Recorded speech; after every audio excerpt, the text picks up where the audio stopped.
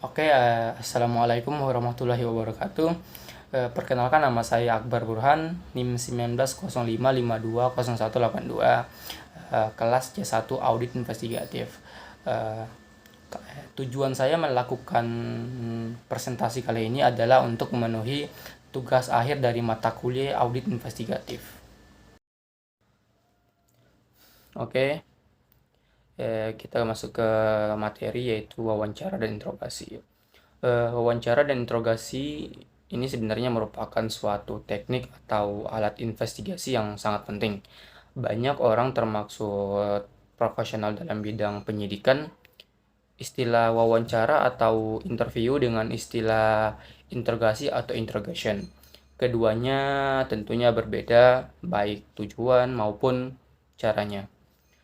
Kedua istilah ini sering digunakan sebagai sinonim. Hal ini umumnya karena ketidaktahuan. Ada juga penyidik yang mengerti makna kedua istilah ini tapi sengaja menggunakan secara keliru. Misalnya, untuk memberikan kesan kepada majelis hakim bahwa ia tidak menggunakan kekerasan, maka ia menggunakan istilah wawancara, padahal istilah interogasi lebih tepat menggambarkan tindakan pemeriksaan atau investigasi pada investigasinya.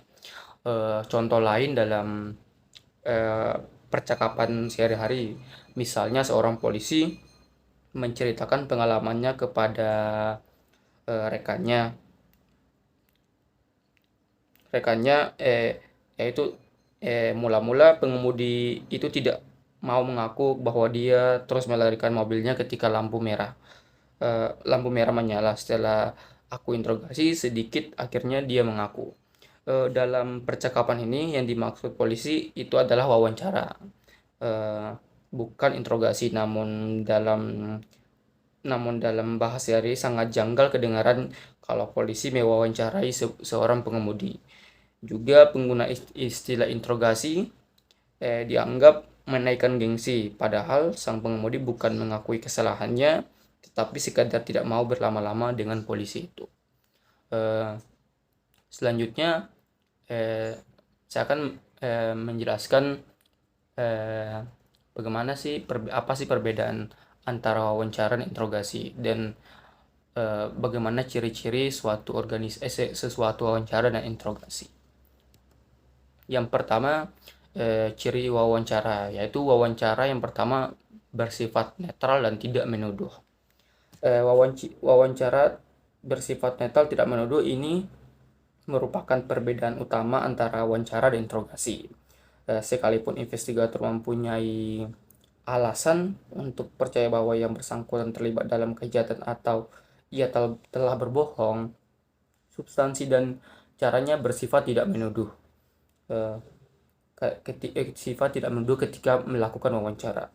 Dengan cara nada yang tidak bersifat menuduh, investigator dapat mengembangkan hubungan yang menimbulkan rasa percaya dan hormat dengan orang yang diwawancarainya. Ciri kedua yaitu wawancara dapat dilakukan pada awal investigasi. Karena tujuan wawancara adalah mengumpulkan informasi, tentunya semakin banyak informasi yang diketahui pemeriksa sebelum wawancara dimulai, maka itu semakin baik. Wawancara terkadang terpaksa dilakukan meskipun pemeriksa baru mempunyai gambaran kasar tentang bagaimana kemungkinan fraud itu dilaksanakan, atau bahkan sebelum pemeriksa dapat mengidentifikasi bukti yang harus diperolehnya. Berikutnya itu yang ketiga, wawancara dapat dilakukan dalam berbagai lingkungan atau suasana. Pemeriksa terkadang mempunyai peluang menemui orang itu di kantornya atau dalam perjalanan ke tempat makan siang, di sudut jalan, dalam mobil, dan lain-lain. Memang idealnya wawancara itu dilakukan dalam suatu ruangan yang khusus. Berikutnya, wawancara seharusnya bersifat cair, tidak terstruktur, dan bisa melompat dari satu pokok ke pokok pembicaraan lain. Sebelum wawancara dimulai, pemeriksa tentunya pemirsa mempunyai gambaran mengenai informasi apa saja yang ingin dia kumpulkan. Namun ia juga tidak boleh kaku secara kreatif, ia harus mengembangkan pertanyaan atau informasi yang diterimanya selama wawancara berlangsung. Informasi informasi baru mungkin tidak diduga atau ya diharapkannya, pemirsa juga harus pandai membaca suasana, misalnya untuk memutuskan untuk menghentikan wawancara meskipun semua informasi belum diperolehnya. Investigator harus membuat catatan mengenai wawancara formal atau formal interview yang dilakukannya. Wawancara formal adalah wawancara yang dilakukan dalam lingkungan terkendali. Mencatat mempunyai beberapa kegunaan, bukan saja ada pendokumentasian, tetapi mencatat juga menyebabkan investigator memperlambat proses bertanya. Ini memungkinkan investigator mengamati perilaku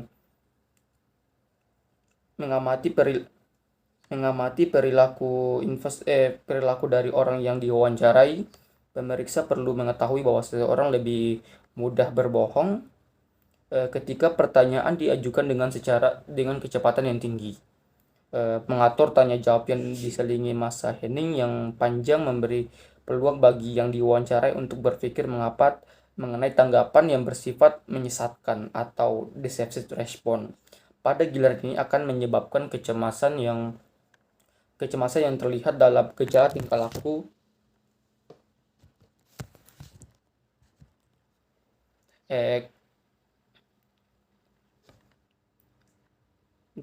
laku yang menipu atau bisa disebut behavior system of deception.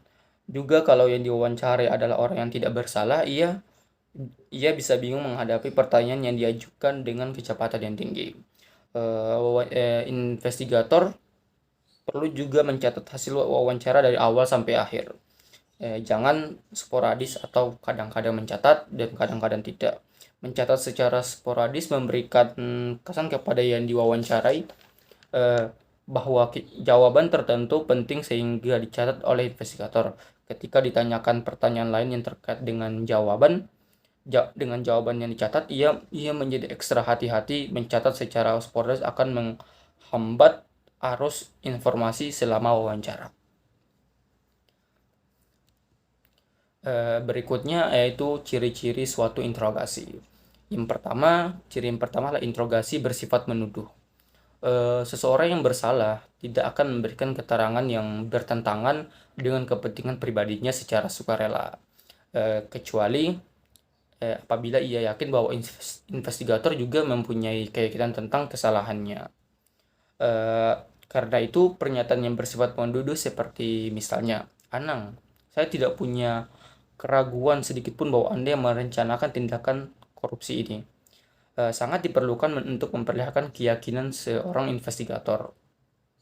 Bandingkan jika pertanyaan berbunyi seperti ini, misalnya, "Anang, saya pikir Anda mungkin terlibat dalam merencanakan tindak pidana korupsi ini." Dengan pertanyaan terakhir ini, yang diinterogasi dengan cepat membaca bahwa ada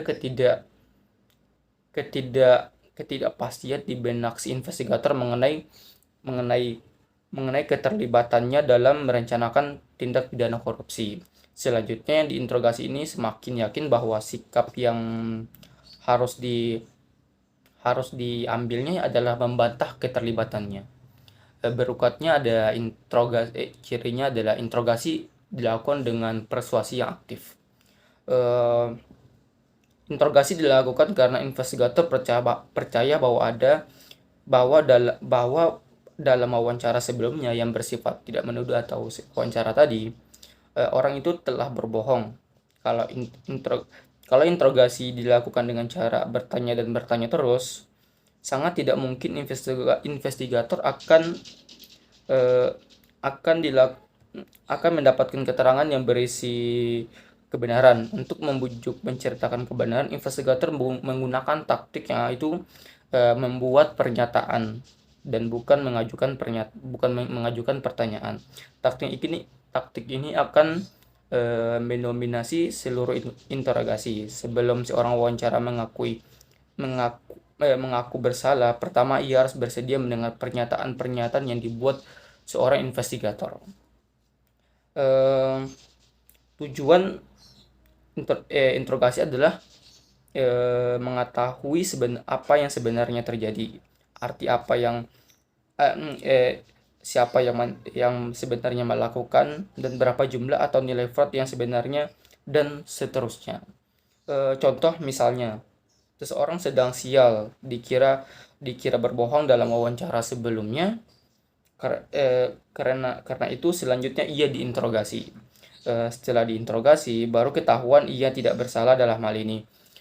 Investigator seolah-olah gagal mendapat pengakuan bahwa orang itu tidak bersalah. Namun ia sebenarnya berhasil. Interogasi yang mengungkapkan kebenaran bahwa orang-orang yang dicurigai ternyata tidak bersalah. Interogasi juga sering berakhir dengan pengakuan bersalah oleh pelaku. Pada contoh ini, keberhasilan interogasi bukan diwujudkan dalam pengakuan bersalah, melainkan dalam mengetahui siapa yang sebenarnya bersalah. Berikutnya,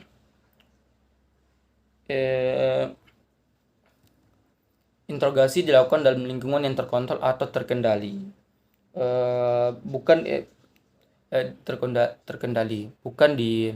Bukan di sembarang tempat.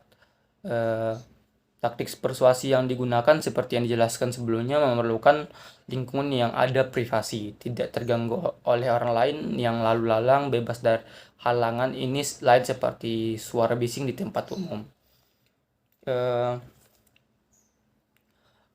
Ciri-ciri berikutnya yaitu interogasi hanya dilakukan sesudah investigator mempunyai keyakinan yang memadai mengenai salahnya seseorang.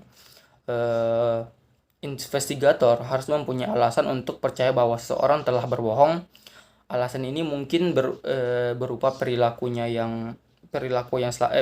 selama wawancara, keterangan yang berubah-ubah sebagai tanggapan atas pertanyaan yang sama, adanya petunjuk bahwa ia berbohong, dan lain-lain. Interogasi tidak boleh digunakan sebagai alat atau cara untuk menilai jujur dan tidaknya seseorang. Pilihan ini seharusnya dapat dicapai dalam wawancara sebelumnya atau wawancara tetapi bukan di bagian interogasi. Investigator tidak boleh membuat catatan sesudah tertuduh menceritakan yang sebenarnya dan berketepatan hati, atau untuk tidak beringsut dari posisi itu. Membuat catatan terlalu dini akan mengingatkan tertuduh bahwa keterangannya akan merugikan dirinya. Bahkan para pakar menyarankan bahwa bukan saja catatan yang dibuat sesudah tertuduh sepenuhnya mengakui apa yang sebenarnya terjadi. Pengakuan itu juga harus disaksikan investigator lain. Barulah setelah ada pengakuan yang disaksikan investigator lain, investigator mendokumentasi pengakuan tersebut dan segala perincian dari pengakuannya. Apa sih manfaat dari melakukan wawancara sebelum interogasi? Manfaatnya itu investigator seringkali melakukan interogasi meskipun ia tidak punya bukti atau petunjuk untuk menuduh seseorang. Dan keputusan untuk menginterogasi seseorang itu didorong oleh keinginan untuk mencari bukti. Umumnya interogasi semacam ini dilakukan sekadar karena investigator mempunyai persepsi bahwa orang itu mempunyai perilaku yang aneh. Padahal untuk menentukan seorang berperilaku aneh, wawancara yang bersifat tidak menuduh merupakan sarana yang baik dari interogasi. Selain nilai buffer information dari suatu wawancara, juga ada investigative information yang sudah dibahas sebelumnya. Investigative information ini sangat diperlukan ketika wawancara akan ditingkatkan menjadi interogasi. Namun, investigator sering tergoda mengambil jalan pintas, mengabaikan wawancara, dan langsung melakukan interogasi. Pendekatan ini sangat tidak disarankan karena ada beberapa hal. Yang pertama, sifat tidak menuduh dalam wawancara memungkinkan investigator membangun hubungan saling percaya dan menghormati yang tidak mungkin dibangun dalam suasana dan sifat menuduh yang melekat pada interogasi. Eh, dan yang ketiga, tidak ada jaminan tertuduh akan mengaku bersalah dalam proses interogasi. Padahal kalau ia diwawancara terlebih dahulu dan memberikan keterangan palsu selama wawancara, investigator dapat menggunakan keterangan dari hasil interogasi yang mengungkapkan kebohongannya. Hal ini membawa lebih dekat ke arah putusan pengadilan yang menyatakan bahwa orang ini bersalah. Dan yang keempat, ada keuntungan psikologis bagi investigator ketika ia melaksanakan wawancara sebelum interogasi. Agar interogasi berhasil, tertuduh harus mempercayai investigator bahwa ia objektif atau tidak memihak dan jujur. Ini akan lebih mudah dicapai apabila investigator menawarkan kesempatan kepada tertuduh untuk menceritakan yang sebenarnya melalui wawancara. Tentunya ada pengecualian terhadap saran di atas atau saran sebelumnya. Misalnya dalam kasus penyuapan yang tertangkap tangan atau fraud yang terungkap dalam suatu covert operation. Interogasi sebaiknya langsung dilakukan tanpa didahului dengan wawancara.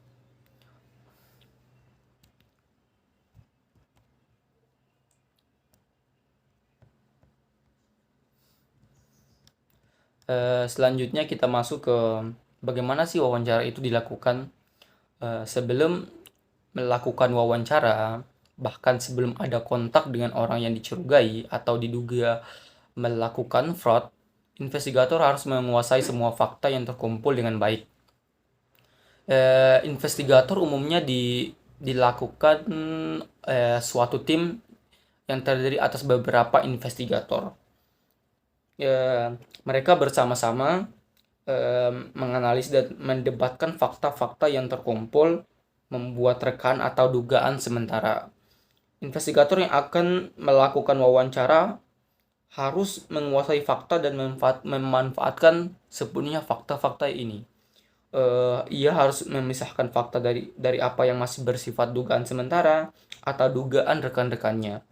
Kalau tidak, dalam wawancara pelaku akan cepat mengetahui fakta-fakta yang belum diketahui oleh investigator.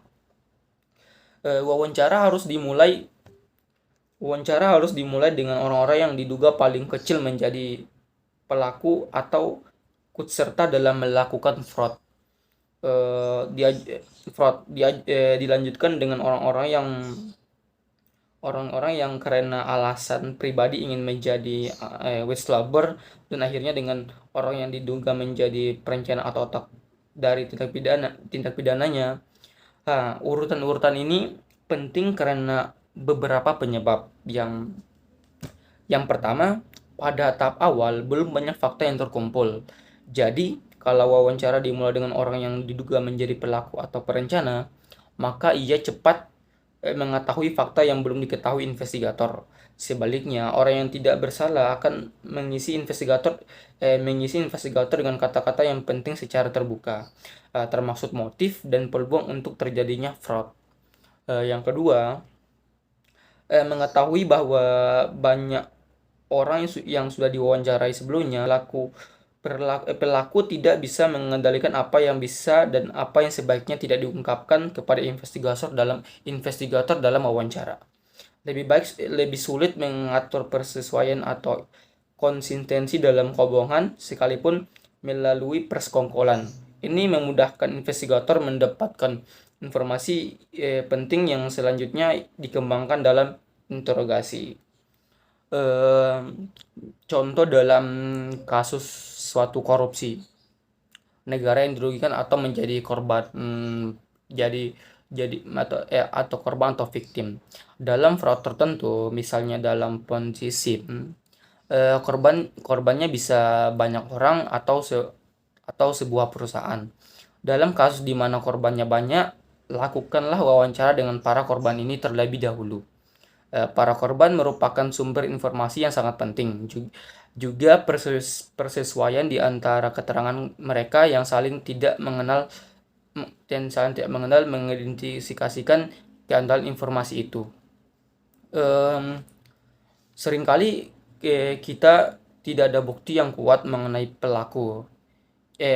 Bukti petunjuk janganlah diabaikan. Contoh, suatu fraud terjadi di bank di mana rekening koran nasabah-nasabah tertentu didebet eh, padahal mereka tidak melakukan pengeluaran apapun. Dari segi pemrosesan cek di bank, ada petunjuk bahwa teller tertentu yang melakukannya. Namun secara kebetulan teller itu adalah istri seorang kaya. Ia sendiri mempunyai tabungan yang dengan saldo yang lebih besar dari jumlah fraud tersebut. Seseorang investigator mungkin saja menjadi begitu yakin dengan fakta yang terimanya dari seseorang. Dalam wawancara, ia menggunakan bahasa yang kasar dan nada yang tinggi eh, tinggi untuk menyalahkan orang yang diwawancarai. Investigator lain dalam tim terpaksa mengkoreksinya dengan wawancara susulan. Ya, tim ini belum mempunyai bukti yang cukup untuk meningkatkan wawancara ke interogasi. Dalam kasus seperti ini, investigator kedua harus berupaya menenangkan orang yang diwawancarai. Kalau perlu, berempati dengannya atas kekasaran investigator pertama. Wawancara dilakukan juga perlu diperhatikan bahwa pertimbangkan juga keletihan fisik dan psikologis dari investigator yang bekerja berhari-hari, bahkan mungkin berbulan-bulan, mewawancarai berpuluh-puluh dengan berbagai temperamen dan kepribadian. Keletihan ini bisa mendorongnya memutuskan tuduhan pada seorang atau orang-orang tertentu dalam melakukan eh, melakukan seorang atau orang-orang tertentu dengan mengabaikan bukti lain. Eh, em, sewaktu wawancara seseorang, investigator perlu mencatat detail yang diberikannya tanpa menginterupsinya. Kalau ada yang perlu ditanyakan, tanyakan setelah ia selesai menjawab. Contoh, yang diwawancari mungkin menyebut nama baru, dan investigator menginterupsinya dengan pertanyaan, misalnya siapa dia. Jawaban sederhana ini Inul.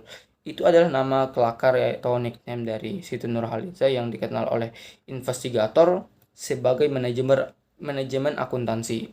Eh, Namun pertanyaan sederhana ini merupakan interupsi yang mengganggu proses berpikir dan berkomunikasi dari orang yang diwawancarai, sehingga mungkin ada hal-hal yang terlewatkan.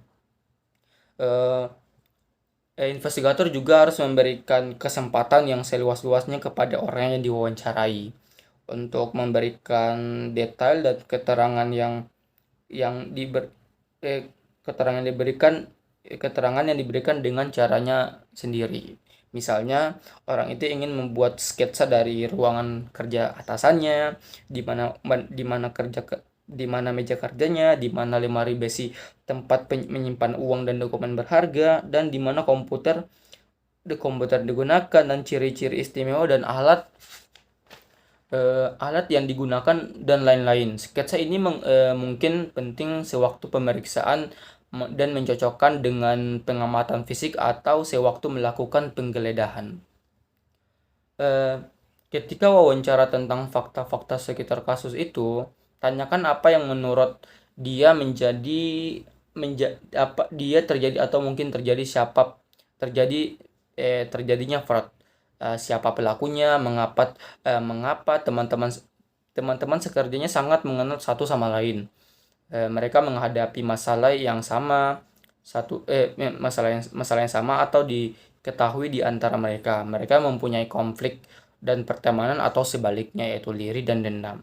Mereka bisa merupakan pengamat yang baik maupun pengamat yang bias. Keterangan yang diberikan dalam wawancara menceritakan tentang orang lain, tetapi juga mencerminkan orang yang memberikan keterangan atau obrolan kecil. Seringkali bermanfaat bagi investigator dalam merencanakan strategi untuk interogasinya.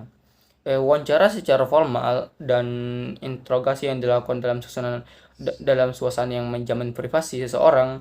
Yang ada dalam suasana wawancara hanyalah investigator dan yang diwawancarai. Ini sebenarnya sifat alamiah manusia.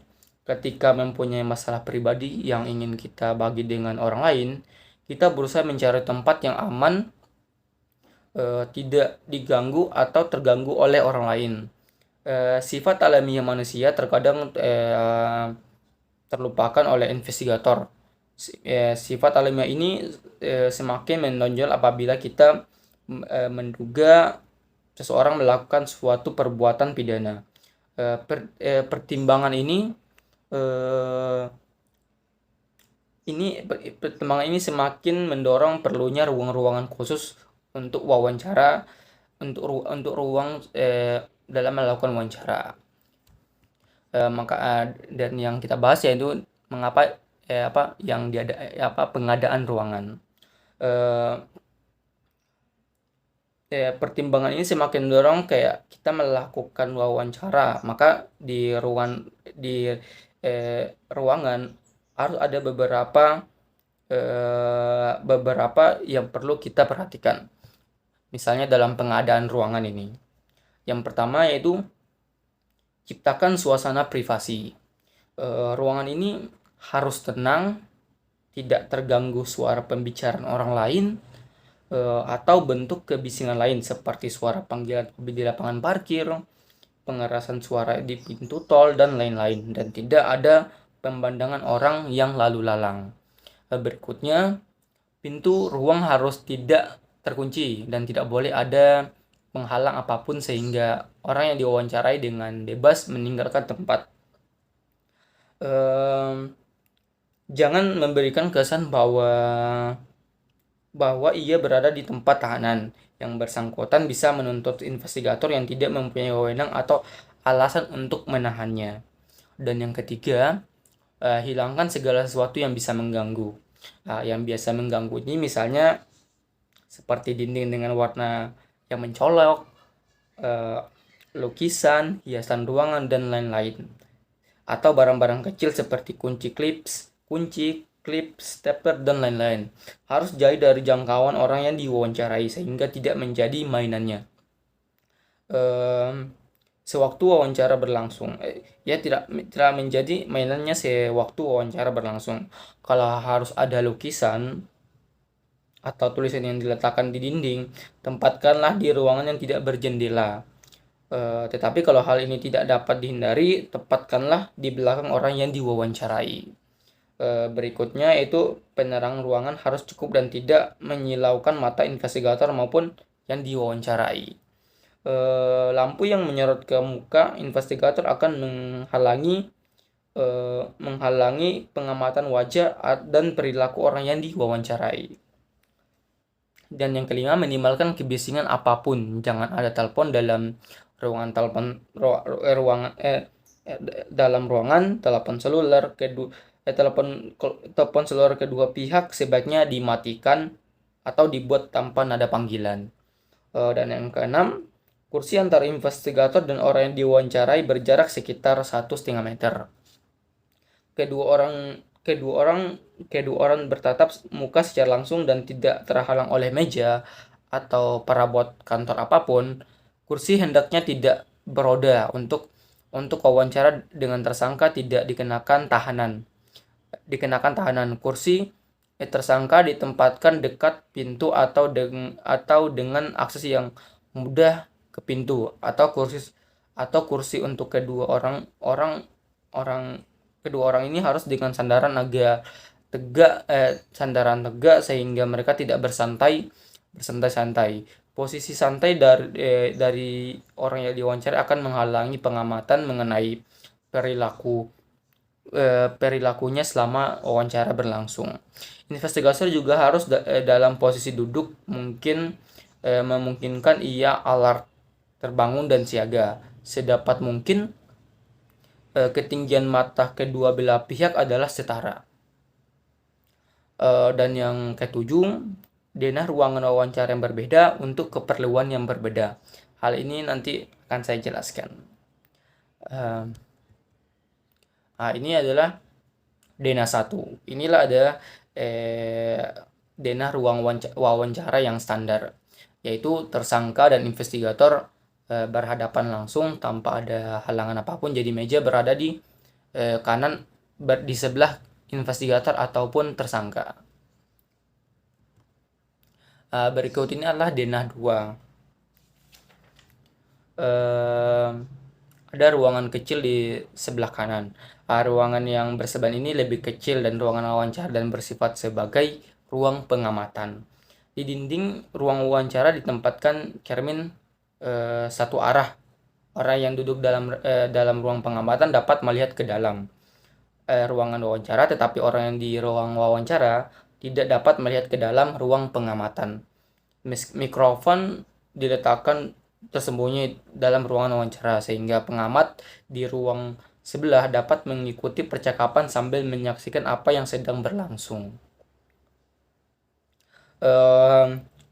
Ada beberapa manfaat dari ruang wawancara yang dilengkapi dengan ruang pengamatan. Yang pertama, pengamat dapat menyaksikan sepenuhnya proses wawancara dengan wawancara tanpa mengganggu privasi yang harus ada dalam ruangan wawancara. Yang kedua, pengamat dapat mempelajari gejala-gejala perilaku atau behavior system. Si tersangka mengamati gejala perilaku ini sangat penting untuk menyiapkan pengamat yang nantinya akan melakukan interogasi. Dan yang ketiga, pengamat di ruang lain merupakan saksi ketika wanita yang diwawancarai misalnya menuduh pewawancara melakukan pelecehan seksual dalam ruangan pelecehan seksual dalam ruangan wawancara. Juga saksi pria atau wanita sangat penting sebagai penangkal terhadap tuduhan penyiksaan, ancaman atau bujukan terhadap orang yang diwawancarai. Dan yang kelima, dalam tindak pidana yang melibatkan beberapa tersangka, ruang ini berguna untuk mengamati perilaku yang tampak ketika wawancara dilakukan perorangan. Contoh, ketika kedua orang tersangka dibiarkan dalam ruangan wawancara dan diamati dari ruang sebelahnya, seorang di antara mereka memberikan isyarat kepada temannya untuk tidak membuka mulut. Tersangka tersebut dikeluarkan dari ruang itu dan diberi tahu dalam interogasi bahwa investigator mengetahui bahwa ia telah memberi isyarat untuk tidak membuka mulut. Akhirnya kedua tersangka itu memberikan pengakuan mereka yang mereka tidak mau memberikan dalam wawancara secara perorangan. Berikutnya ada denah 3. Orang yang adalah denah 3. Dalam tindak pidana yang menggunakan kekerasan di mana anak-anak di bawah umur menjadi korban misalnya. Anak ini harus ditemani orang tuanya atau orang lain. Hal ini hampir tidak pernah terjadi sih di dalam kasus-kasus fraud, namun seandainya harus ada orang ketiga semacam ini, maka pengaturan tempat duduknya berada seperti denah yang ada pada denah 3, yaitu berada di samping meja, yaitu bersama orang tua atau orang lain. Berikutnya adalah denah 4. Orang-orang yang diwawancarai atau pewawancara mungkin yang memerlukan penerjemahan atau interpreter. Misalnya jika orang yang diwawancarai menggunakan sing language atau bahasa isyarat. Dalam hal ini pengaturan tempat duduknya seperti yang pada gambar di denah 4 ini. Jadi interpreter berada di sebelah kanan atau samping investigator. Dan beberapa lembaga mempunyai kebijakan mengenai tempat di mana wawancara harus dilakukan.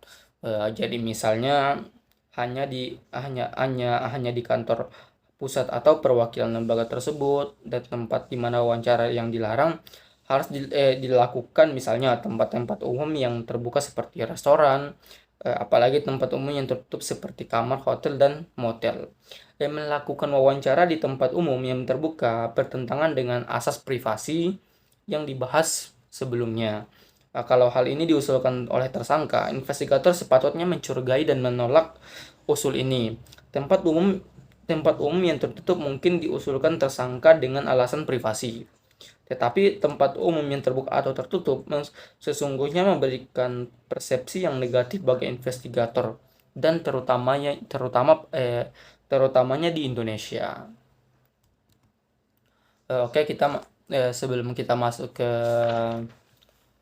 verbal behavior, kita masuk ke behavioral system analysis. Sebenarnya apa sih behavioral system analysis ini, atau BSA, dan saluran komunikasi? Secara harafiah, behavioral system analysis dapat diterjemahkan sebagai analisis gejala perilaku para pasien. Misalnya jadi para dokter, psikolog, psikiater mengakui pentingnya mengevaluasi perilaku pasien atau klien mereka untuk membantu mendiagnosis penyakit. Penelitian menunjukkan bahwa ada 3 tingkat atau saluran yang kita gunakan untuk berkomunikasi. Yang pertama yaitu verbal channel. Verbal channel adalah ucapan yang keluar dari mulut seseorang atau pilihan kata dan susunan kata yang digunakan untuk mengirimkan pesan. Yang kedua ada paralegistic channel. Linguistik ini, channel ini adalah ciri-ciri percakapan atau karakteristik of speech atau di luar ucapan. Dan yang ketiga ada non-verbal channel. Ini adalah sikap tubuh atau body posture, gerakan tangan atau hand gesture, dan mimik wajah atau facial expression. Oke, kita masuk ke verbal behavior. Subjek yang jiwanya sehat dan berinteraksi secara normal akan mengalami kecemasan ketika ia berbohong.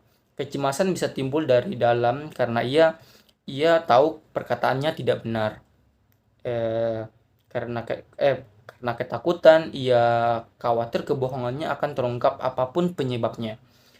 Ketika subjek berbohong dalam wawancara, gejala-gejala perilakunya mencerminkan kesadarannya untuk menekan atau menghilangkan kecemasannya. Pada dasarnya, pikiran dan tubuh kita bekerja sama untuk mengurangi atau hilangkan kecemasan tadi. Inilah konsep dasar dari evaluasi atau verbal behavior, paralinguistic behavior, dan nonverbal behavior untuk mendeteksi kebenaran atau kebohongan dalam wawancara atau interogasi. Contoh dalam pengalaman sehari-hari. Contohnya misalnya ketika masuk kantor, seorang atasan berpesan kepada sekretarisnya bahwa dia tidak ingin diganggu pagi ini. Tetapi tidak lama kemudian,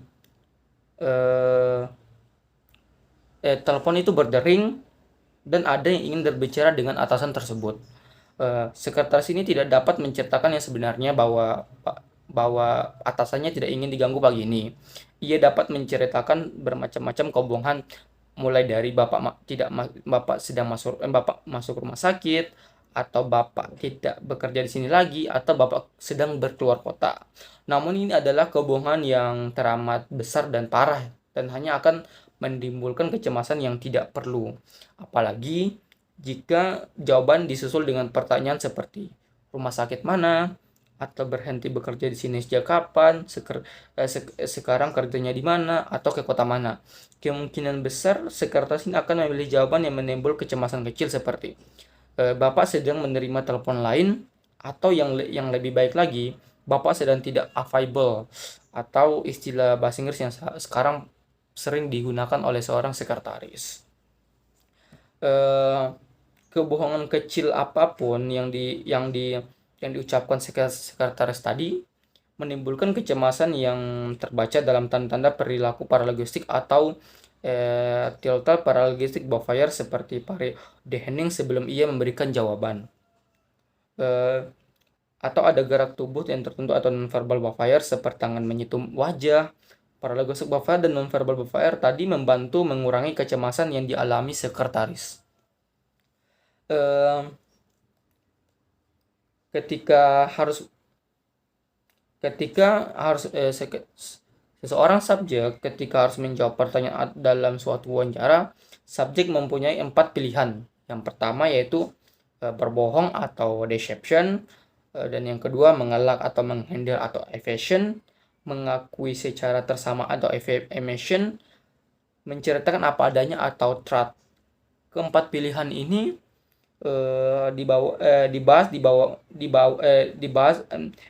keempat pilihan ini boleh dipilih oleh subjek ketika ingin melakukan kesalahan dan mengakui suatu yang telah dilakukannya. Misalnya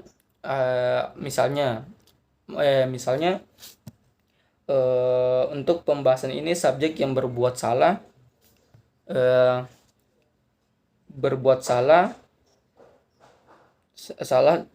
dan ditanya dengan apakah Anda menggelapkan perusahaan. Kalau si subjek mengakui yang sebenarnya, maka ia akan menjawab, ya saya menggelapkan uang perusahaan. Nah, ia mengatakan tetrat dan ini tidak menimbulkan kecemasan apapun. Dalam contoh lain atau yang jauh dari detrat yaitu emission atau pengakuan yang dibungkus dalam ketidaksengajaan atau kekilafan. Jawabannya bisa dibarengi dengan nonverbal backfire seperti menggelengkan kepala atau dengan ucapan yang berbisik atau yang nyaris tidak terdengar seperti misalnya saya hilaf gitu. Tingkat kecemasan ini mulai ada tetapi sebenarnya rendah. Dan mungkin pilihan contoh lain misalnya dia menggunakan evasion. Dalam evasion tersebut terungkap dia mengatakan bahwa kenapa aku harus berbuat hal semacam itu, atau kau kira saya ini siapa? Bagi subjek ini bukan suatu kebohongan, tapi namun tingkat kecemasannya ini lebih tinggi dari jika dia melakukan pengakuan. Dan yang keempat, misalnya dia memilih untuk berbohong habis-habisan. Mungkin jawabannya seperti ini. Tidak, aku tidak menggelapkan uang perusahaan. Jawaban subjek ini tingkat kecemasannya lumayan tinggi. Keempat pilihan dalam menjawab pertanyaan ini dalam tingkat kecemasan untuk tiap-tiap pilihan dapat digambarkan sebagai berikut, yang mungkin ada pada tabel yang akan saya tampilkan. Ini ada 4 pilihan dan dari reaksi-reaksi dari kecemasannya masing-masing. Dari kalau dia menceritakan apa adanya, maka tingkat kecemasannya itu tidak ada. Kalau dia memilih untuk mengakui, tingkat kecemasannya ada tapi rendah. Jika dia menghindari, tingkat kecemasannya tuh kayak rada-rada rendah menuju tinggi karena dia tuh menghindari. Dan yang pilihan yang terakhir, jika dia berbohong, maka tingkat kecemasannya tuh tinggi. Oke, kita lanjut ke paralinguistic backfire. Dalam kehidupan sehari-hari, kita sering mendengar ucapan makna sesungguhnya berbeda dari apa yang keluar dari mulut pembicara. Contoh, suami mengatakan kepada istrinya, makananmu sangat lezat. Namun, ciri-ciri tertentu dalam percakapan speech karakteristik, suami mengubah 180 derajat makna ucapannya menjadi masakanmu tidak enak, atau bahkan mungkin yang lebih buruk, makananmu sangat memuaskan sekali. Nah, ciri-ciri percakapan tertentu ini atau paralinguistic backfire ini harus diamati oleh investigator. Kalau saluran verbal dapat lebih dikendalikan, maka saluran paralogistik agak lebih lepas kendali. Saluran ini juga lebih sedikit terkomunikasi dengan faktor-faktor eksternal dibandingkan dengan saluran verbal. Karena itu paralogis behavior merupakan sumber terbaik untuk mendeteksi suatu kebohongan. Eh, berikut mungkin ciri-ciri percakapan tertentu yang perlu diketahui oleh investigator. Yang pertama ada respon atensi atau masa atau periode kehitungan. Respon latensi menunjukkan tentang waktu antara kata terakhir dari pertanyaan investigator dengan kata pertama dari jawaban subjek. Dalam NNA study, respons latensi rata-rata untuk subjek yang jujur adalah 0,5 detik, sementara itu untuk subjek yang berbohong adalah 1,5 detik. Jelas bahwa tanggapan tertunda untuk pertanyaan yang sederhana patut dicurigai. Respons latensi tentunya berbeda antara satu subjek dan subjek lainnya.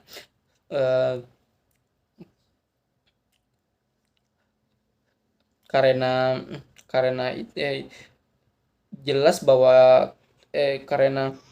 karena itu dalam mengamati paralogistic behavior, kita perlu mengetahui respons latensi dari subjek yang bersangkutan untuk pertanyaan yang sederhana yang netral. Berikutnya ada early response atau jawaban lebih awal. Kategori lain dari paralogistic behavior yang berkaitan dengan ukuran waktu dari suatu jawaban atau response time adalah early response atau jawaban lebih awal. Umumnya jawaban lebih awal merupakan reaksi dari subjek yang jujur dan terlanjur gugup pada awal wawancara. Subjek yang jujur akan mengulangi jawaban yang lebih awal tadi saat investigator menyelesaikan pertanyaannya. Itulah perbedaan dengan early response yang diberikan subjek yang berbohong. Ketika memberikan early response, subjek yang berbohong tidak mengulangi jawaban itu saat investigator menyelesaikan pertanyaannya. Mengapa? Subjek yang berbohong sangat segan menjawab pertanyaan yang memojokkannya. Sekali memberikan jawaban terlalu awal, ia merasa sudah menjawab dan tidak perlu mengulangi jawabannya lagi. Berikutnya ada respon lag atau panjangnya jawaban. Secara statistik, penelitian menunjukkan bahwa subjek yang jujur memberikan jawaban yang lebih panjang dari subjek yang berbohong. Subjek yang jujur ingin memberikan jawaban yang selengkap mungkin dan seringkali menawarkan informasi tambahan yang tidak diminta investigator. Isi jawaban dari subjek yang jujur masih dalam konteks yang ditanyakan. Ia tidak mengalihkan topik bahasan yang sedang dibahas oleh investigator. Sebaliknya, subjek yang berbohong memberikan jawaban singkat atau sekadar memenuhi syarat yang sudah memenuhi syarat ya intinya dia sudah menjawab. Ia khawatir memberi jawaban yang panjang yang akhirnya justru saling bertentangan. Jawaban yang panjang dari subjek berbohong cenderung bersifat mengalihkan topik pembicaraan dan di luar konteks pertanyaan. Berikutnya yaitu respon delivery atau penyampaian jawaban. Penyampaian jawaban itu terlihat dari kecepatan dia menjawab, tinggal rendah nada dia menjawab, dan kejelasan dia saat menjawab. Hal ini bisa sejalan atau bersesuaian dengan apa yang dikatakan, tetapi bisa juga bertentangan. Ketika subjek mengungkapkan emosinya secara jujur, rate dan pitch umumnya meningkat. Misalnya lihat bagaimana seseorang ibu menceritakan kecelakaan atau kematian anaknya. Berikutnya ada continue of the response atau kelanjutan dari jawaban.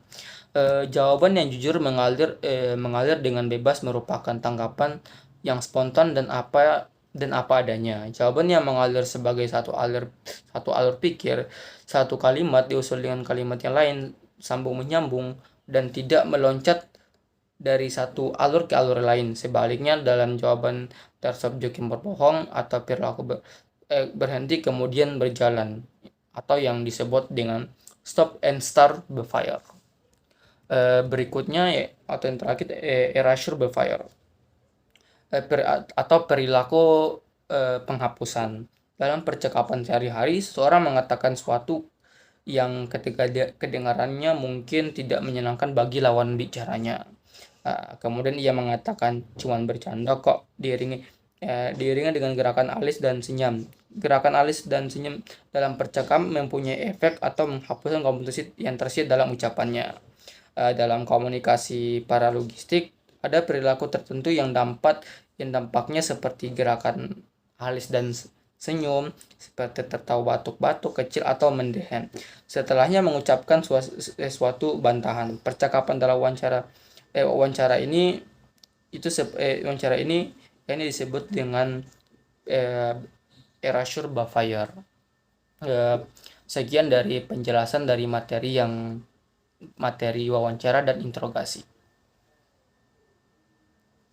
Oke, kali ini saya akan memberikan motivasi dari Wayne Dyer.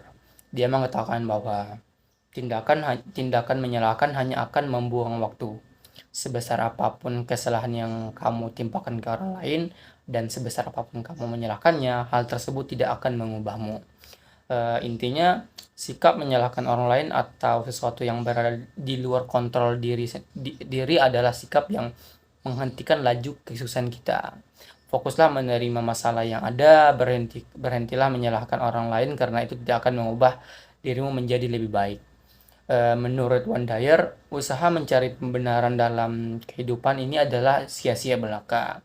Cobalah berkomitmen untuk mengambil tanggung jawab penuh dengan hidupmu dan hadapilah setiap masalah dengan percaya diri. Saya izin pamit undur diri. Wassalamualaikum warahmatullahi wabarakatuh. Terima kasih yang telah menonton.